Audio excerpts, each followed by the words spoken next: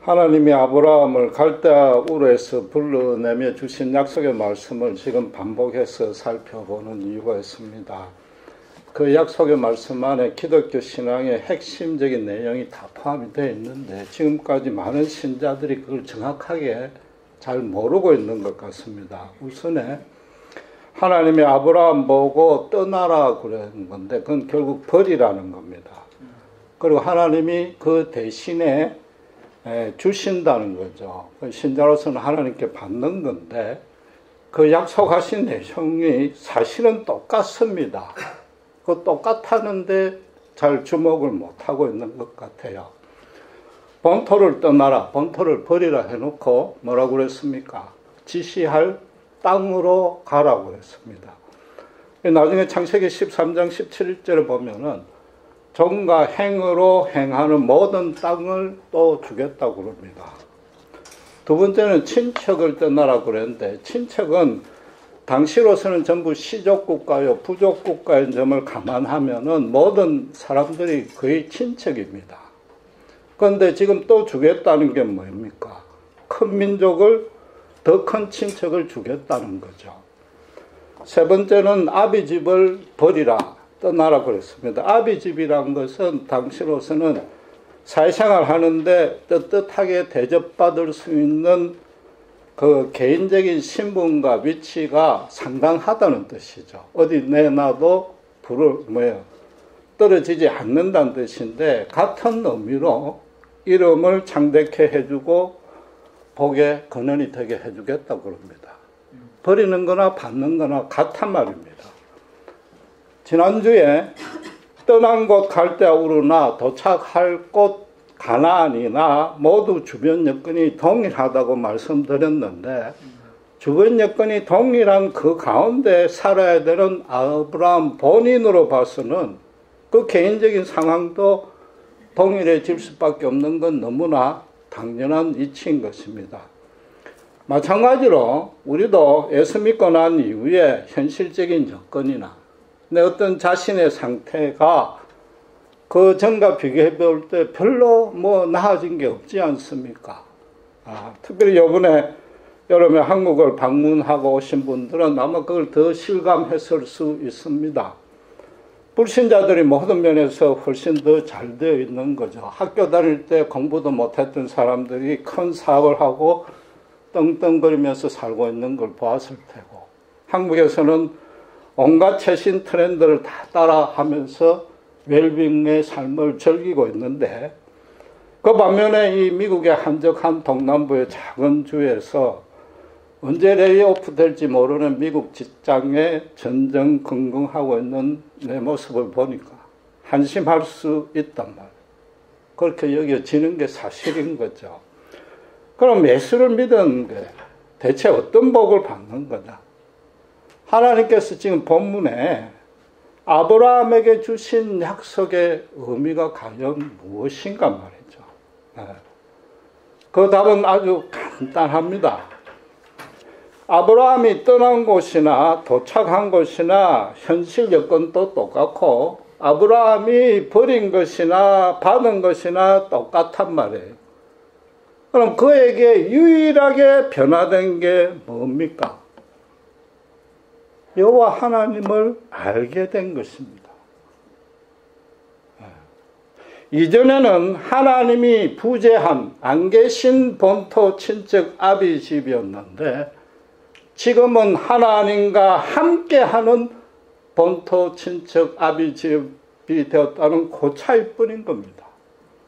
지시할 땅으로 가라고 했단 말이에요. 하나님의 지시를 받을 수 있는 받기 시작하는 그 받으면서 사는 그 인생이 이제 시작이 된 거죠. 이건 굉장히 중요한 얘기입니다. 이 둘의 차이를 비교해보고 그게 얼마나 크고 좋은지 알지 못하고 있거나 누리지 못하고 있다면 사실은 예수 믿는 신자라고 말할 수 없는 겁니다. 좀 더 구체적으로 이야기하면은 내가 새로 받은 이 본토 친척 아비 집이 하나님께 받은 것이니까 반드시 풍요로워야만 된다고 생각하든지, 풍요롭게 하기 위해서 하나님을 찾느냐, 아니면은 본토 친척 아비집이 어떻게 되든지 간에 하나님 그분만 따르고 찾느냐, 그걸 스스로 자기에게 질문해 봐야 되는 거죠. 바꿔진 것이 하나님밖에 없지 않아요. 그런데 솔직히 이야기하면은 한순간의 주저함도 없이 두 번째라고 당당하게 대답할 수 있으려면은 사실은 예수 믿은 후에 한참 지나야 됩니다.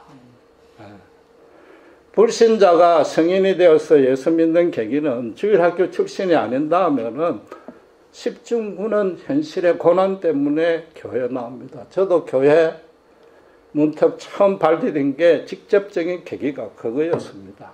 그리고 또 처음 얼마간 동안은 현실 문제에 대해서 기도 응답이 잘 됩니다.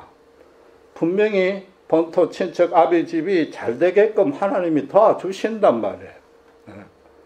그리고 하나님이 신자를 풍요롭게는 안 해도 분명하게 고난에서 건져주는 것은 사실인 거죠.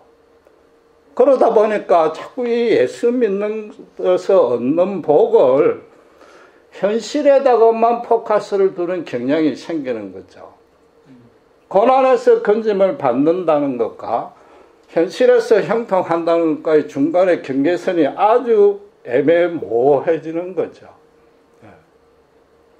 그러는 와중에 성령이 간섭하여서 예수님을 인격적으로 만나고 자신의 내면이 완전히 뒤집어지는 체험을 하고 나면은 사정이 좀 완전히 달라집니다. 그리고 비록 죄의 본성은 죽을 때까지 완전히 없어지지 아니하고 피 흘리기까지 싸우도록 노력을 해야 되는데 그 다음부터는 사실은 하나님만 목표로 하고 그분만을 소망을 하는 신앙 여정을 수시로 쓰러지고 넘어지는 한이 있더라도 우리는 걸어가고 있는 중인 겁니다.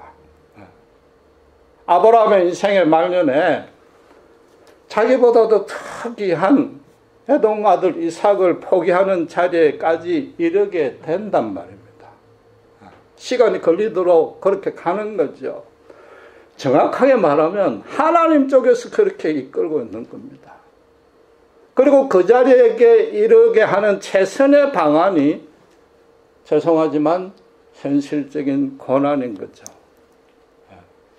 저와 여러분이 시인하기 싫고 자존심이 상하기도 하지만은 고난이 아니고는 잘하지 않는 게, 하나님도 찾지 않는 게 인간이란 존재라는 걸 하나님 그분이 너무나 잘 아시기 때문입니다. 사방의 출구가 전혀 없이 절망의 나락에 떨어져야만 비로소 그때 인생이 뭔지, 영원한 가치가 뭔지, 하나님이 과연 살아계시는지, 하나님과 그분과 나의 관계는 뭔지 처음으로 한번 생각하게 되는 거죠.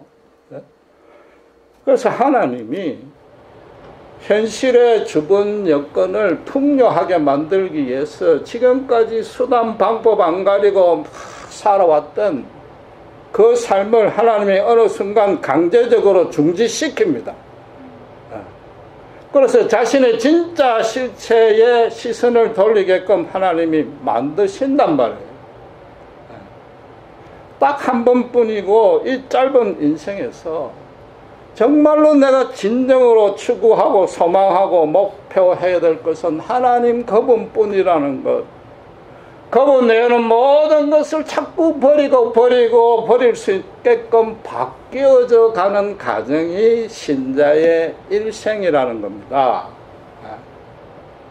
아브라함이 그 이삭을 자식을 바칠 때까지, 아니 죽을 때까지 아브라함에게 고난이 그치지 아니했습니다. 마찬가지로 우리 삶도 현실의 고난이 그치지 아니합니다. 그러니까 하나님이 우리에게 언제 어디서나 던지는 질문은 딱 두 가지입니다. 아까 말씀 그 두 가지입니다. 네가 현실의 풍요를 위해서 나를 찾느냐? 아니면은 진정으로 나를 알고 싶고 교제하고 싶어서 나를 찾느냐? 그 질문만 던지는 거예요. 그걸 언제까지 던진다고요? 아브라함이 모리아 산에 이삭을 바치는 그 자리에까지, 아들까지 포기하는 그 자리에까지 이러도록 계속 그 질문을 던지는 거죠. 모리아 산이 어디였습니까? 예수님의 십자가 언덕, 골고다 언덕이었습니다. 아브라함이 그 외아들마저 제물로 완전히 바치니까 그때 비로소 하나님이 미리 예비해 놓으신 어린 양을 발견할 수 있는 거죠. 그 전에 갖다 놓은 거예요, 사실은. 마찬가지로 우리도 예수님의 십자가에 나의 인생, 나란 존재 전부를 완전히 내어 던질 때 비로소 예수님도 당신의 전부를 우리에게 주시는 거단 말이에요. 그때 비로소 예수님처럼 우리도 처음부터 끝까지 순종할 수 있고 예수님 그분만이 나의 소망이라는 걸 확신하고 붙들고 걸어갈 수 있는 것이며, 더 나아가서 세상이 줄 수 없는 축복을 받습니다. 기쁨을 누릴 수 있습니다. 우리 모두가 현실에서 풍요까지는 바라지 않지 않습니까? 누가 무슨 사치를 바라는 건 아니단 말이에요. 그러나 현실에 고난만 없애려고, 문제만 없애려고 거기에다가 하나님을 동원하면은 그건 여전히 세상의 목적을 둔 거죠. 고난이 귀찮다는 거죠. 힘들다는 거죠. 그 미숙한 신앙이 아니라 어리석은 신앙입니다. 사탄의 지배 아래 있고 죄인들이 가득한 세상의 고난은 사라질 수가 없습니다. 더 중요하게는 하나님이 진정으로 우리를 사랑하신다면은, 정말 나를 택하시고 좋아하는, 사랑하는 자녀라면 하나님이 우리를 기어이 모리아 산의 정상에 세우기 위해서 고난과 연단을 직접 간접적으로 허용하는 겁니다. 다시 말씀드리지만은 우리가 예수 믿어서 얻는 최종 목적지, 우리가 얻은 축복 딱 하나입니다. 쉽게 말해서 사랑하는 자식까지 완전히 포기하는 그 자리까지입니다. 제가 이게 너무 가혹한 얘기를 하는 게 아니고 성경이 엄숙하게 말씀하시는 겁니다. 그리고 실제로 하나님이 지금도 여러분과 특별히 저를 그렇게 다뤄가고 있습니다. 그게 엄연한 진리요 사실이다. 바울 사도도 동일한 맥락에서 고린도전서 3장 10절에서 15절에 믿음의 틀을 오직 예수 그리스도에게 두라고 그래놓고 최종적으로 불의 공력, 불로 태우는 공력이 나타나는데 그때 가서 구원을 얻되 불 가운데 얻는 것 같은 사람도 있다고 했습니다. 부끄러운 구원을 얻는다는 거죠. 예수님이 정금같이 만들려고 수없이 많은 연단을 주고 고난을 주었는데도 예수님은 만나가지고 하는 말이, 주님 저는 여기서 여기까지는 포기했는데 요거는 절대 포기하지 못했습니다. 핑계대기 바쁜 구원을 줄 것이라는 거죠. 얼마나 예수님 앞에 부끄럽겠느냐 말이죠. 천국에서 예수님을 만날 때 얼굴과 얼굴이 맞대면 한다는 게 여러 가지 뜻이 있지만은 그 중에 중요한 뜻은 그분과 나 사이에 세상의 것 어느 것 단 하나도 개입되지 아니한다는 뜻이죠. 내가 이 땅에서 신앙으로 싸웠던 게 예수님 외에는 모든 것을 버리는 삶을 살았다. 그게 예수님과 맞대면 한다는 참뜻인 거죠. 그걸 버리지 못하면 그게 우상이단 말이에요. 그런데 예수 믿는 신앙이 하나님 그분뿐이고 정말로 그렇다면 현실에서 체감하는 기쁨이 없는 거냐? 그건 아닌 겁니다. 우리들은 무슨 뭐 평생 수도성처럼 살아라. 그건 아니고 정말로 예수 믿은 순전하고 아름답고 풍요로운 하늘에 참 기쁨이 있습니다. 실제로 여러분이 지금 또 누리고 있단 말이에요. 그걸 오늘 본문 5절에서 설명하고 있습니다. 5절 다시 보시면은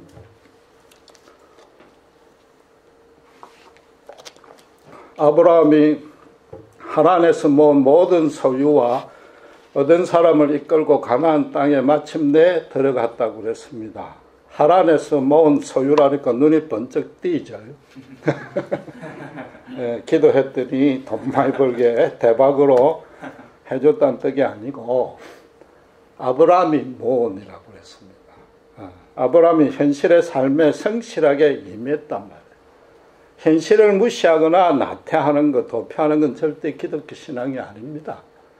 초점은 어디에 있는가 하면 그것보다 얻은 사람을 이끌고 가나안에 함께 들어갔다. 여기에 초점이 있는 겁니다. 여기 얻었다는 말은 강제성이 전혀 없었다는 겁니다. 무력이나 권력으로 포로를 탈취한 것도 아니고 검역, 돈으로 노예를 산 것도 아니단 말이에요. 하란 사람들이 아브라함을 보고 자발적으로 따라 나섰다 이 말입니다. 서두에 제가 뭐라고 그랬습니까? 본문에 대한 약속이 우리 신자들이 많이 이해를 부족하다고 그랬는데 바로 그 까닭이 이 부분 때문입니다. 쉽게 말해서 사람들이 아브라함의 믿음에 동조했다는 겁니다. 그래서 신학자들 가운데 역사상 최초의 기독교 교회가 출애굽한 이스라엘보다도 오히려 이 본문에 아브라함과 그 일행으로 해석하기도 합니다. 이건 참 대단한 진술입니다. 가나안 땅이 하란에 비해서 현실적으로나 영적으로 단 하나 남은 게 없고 더 열악한데 사람들이 아브라함만 믿고 따라 나왔고 이들이 창세기 14장에 롯을 구출하는 전쟁에 목숨을 걸고 참여했던 그 사람들이란 말이에요. 아브라함이 바울처럼 무슨 전도의 달인도 아니요. 자기 신앙을 논리적으로 체계적으로 가르칠 수 있는 뭐 랍비도 아니요. 사도들처럼 선만 넘고 기도하니까 병이 낫는 신유의 은사를 받은 것도 아니요. 아브라함이 한 건 오직 하나, 우상 숭배를 안 했다는 그것뿐인 거죠. 눈에 보이는 형상을 섬기지 아니했단 말이야. 깎아 만든 신상에 절하지 아니했단 말이야. 그러나 그것만으로 단순하게 이해하면 안 되는 겁니다. 무슨 말인가 하면은 갈대아 우르나 하란 사람들이 막 우상 조각을 만들어 놓고 절하고 했다고 해서 그 사람들이 꼭 무식한 탓은 아닌 겁니다. 사람을 바쳤다고 해서 그 사람 모두가 잔인했다고 몰아붙여도 안 되는 거죠. 그들 나름대로 종교심은 신실한 겁니다.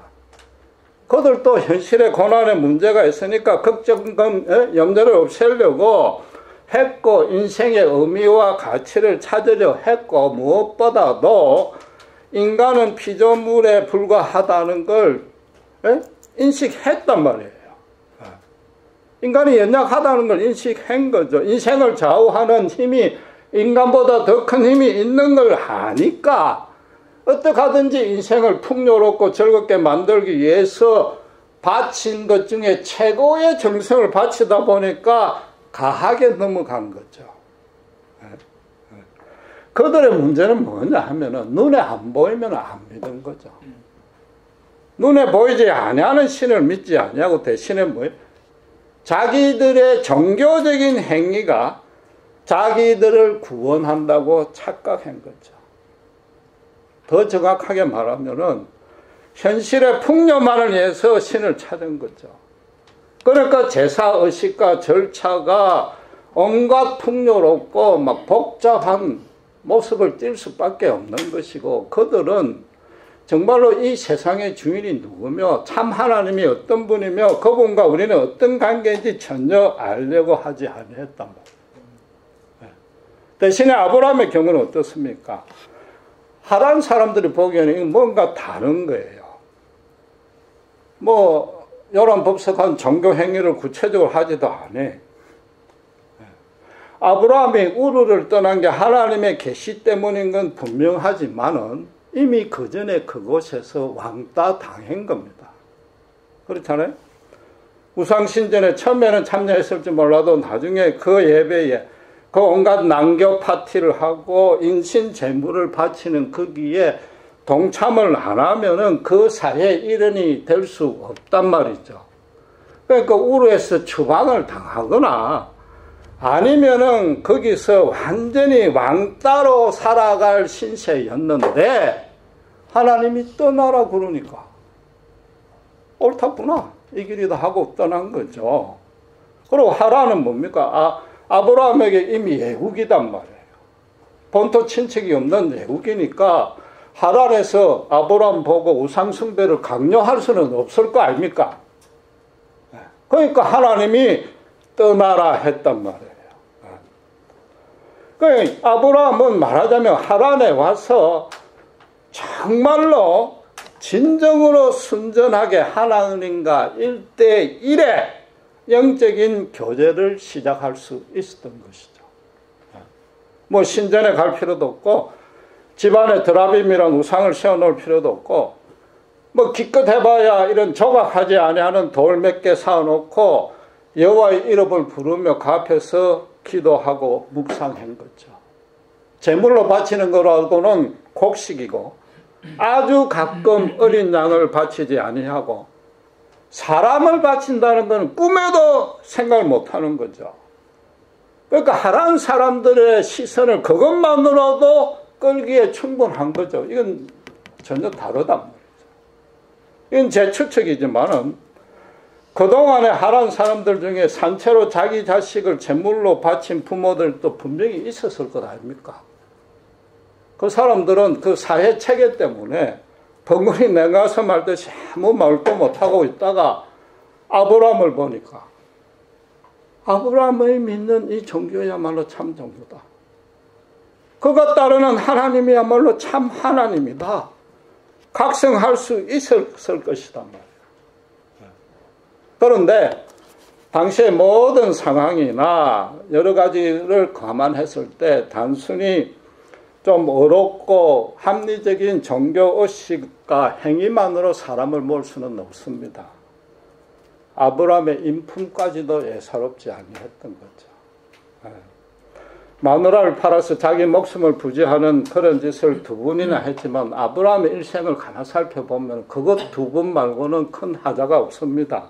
사람이 참 온유했던 것 같아. 당장 조카나 아비도 그냥 같이 데리고 오고 조카에게 땅을 양보했고 조카에게 목숨을 구하려고 전쟁도 치렀고 소돔의 심판에서 어떻게 하든지 구해보려고 하나님의 사자하고도 씨름도 했고 마누라한테 잘못한 게 있으니까 평생을 마누라한테 꼼짝 못하고 살았고 더 중요한 것은 소돔 왕에게 주는 예물은 안 받았지만은 셀렘 왕의 멜기세덱에는 11조를 바쳤단 말이에요. 아브라함의 행세가 그만큼 이치에 합당하게 한 겁니다. 경우가 바른 거죠. 성실하고 정직했단 말이에요. 애굽의 야곱이 어땠습니까? 너무나 성실하고 정직하니까 하는 일마다 형통케 했단 말이에요. 마찬가지로 아브라함도 하란에서 하나님이 하는 일마다 형통케 했으니까 소유를 모을 수밖에 없었던 거죠.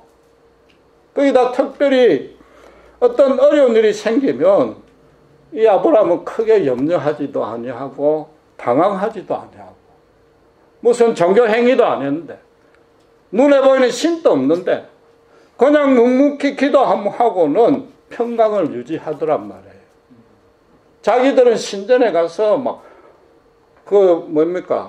갈멜산에서처럼 온갖 것을 다 하고 온갖 야단 법석을 떨었는데도 평강은 없어지기는 더 힘드니까 정말 이 아브라함이 믿는 하나님이야말로 참 하나님이다. 그 하나님을 자기는 정확히 몰라요. 그럼에도 아브라함을 보고 따라 나선 거죠. 그 아브라함이 내가 하나님께 계시를 받았다. 이 약속을 받았다니까 그럼 우리도 그 약속에 동참하고 싶습니다 하고 따라 나선 것이단 말이에요. 모압의 이방 여인 룻이 청산가부가 되어서 고향에서 재혼하고 얼마든지 편하게 살 수 있는데도 뭐라고 그랬습니까?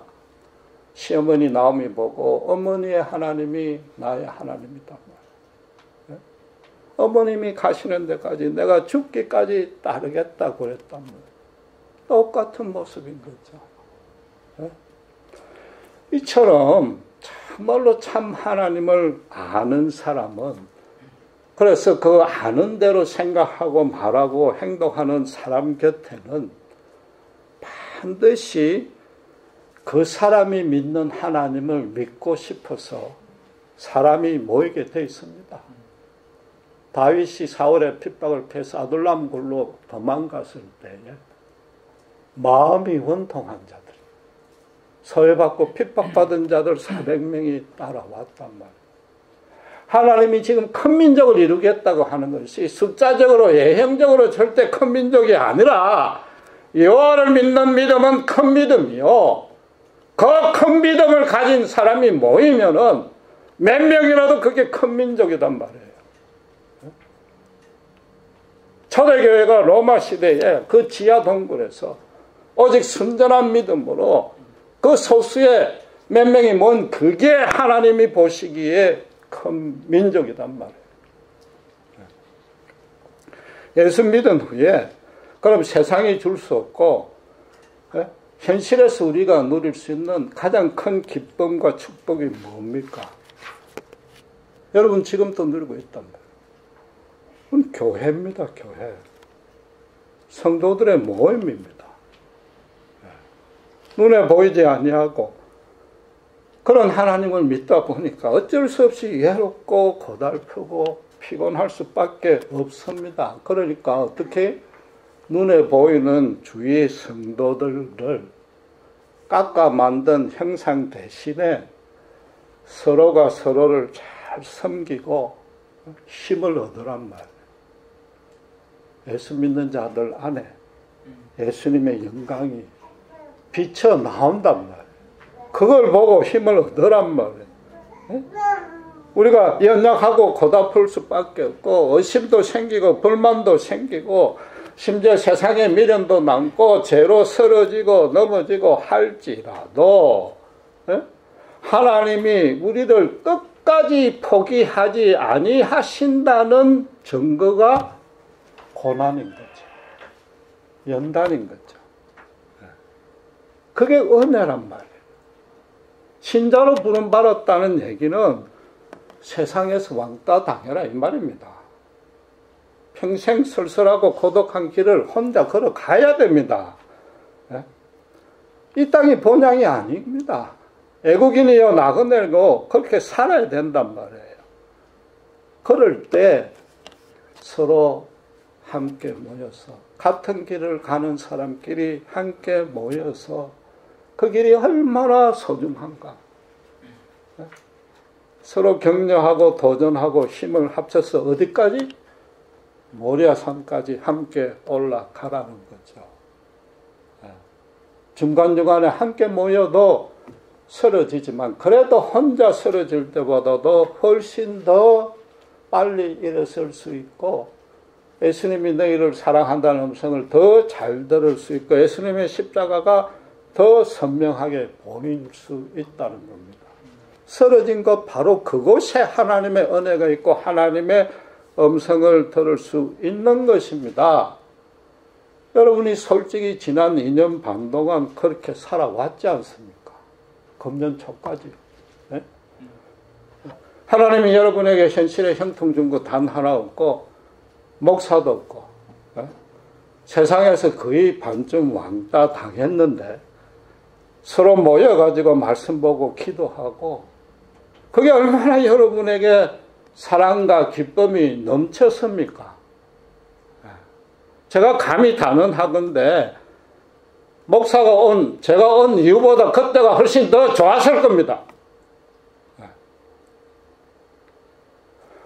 모든 사람이 정말로 원시적인 복음을 붙들고 말씀을 붙들고 실험을 해야 돼요. 예수님의 이름으로 목사가 있든 없든 목사는 그걸 어떻게 하든지 말씀 안에서 더 잘 만날 수 있는가를 가이드 해주는 역할뿐이에요. 2명이 모이든 3명이 모이든 예수님의 이름으로 함께 모여서 눈물 흘리며 기도하는 것, 가슴을 열고 함께 찬양을 하는 것, 내가 받았던 은혜를 서로 나누는 것, 그것만큼 인생에서 최고 큰 기쁨과 즐거움과 행복은 없습니다. 예수님의 이름으로 기도한다는 건 뭐냐? 이해타산 하나 없이 특별히 내 자존심 하나 세우지 아니하고 오직 주님만 소망입니다 하는 그 이름으로 기도합니다. 그 믿음으로 기도합니다. 그때 비로소 주님의 사랑과 권능이 역사하는 거죠. 제가 목사이기도 하지만 인생 선배로서 감히 한 말씀 드리는 것은 결국 인생은 혼자입니다. 결국은 혼자입니다. 배우자도 그렇고 자녀도 그렇고 제가 말씀드린 건 하나님과의 관계에서 1대1로 개인적으로 반드시 그분과만 동행하고 교제하고 나아가는 게 신자의 일생입니다. 예수 믿은 것 그게 인생에서 최고 큰 복이란 말이에요. 예수님만이 나의 소망이요 목표가 되는 그 삶 이상 의미 있고 가치 있고 기쁨 있는 인생은 없는 겁니다.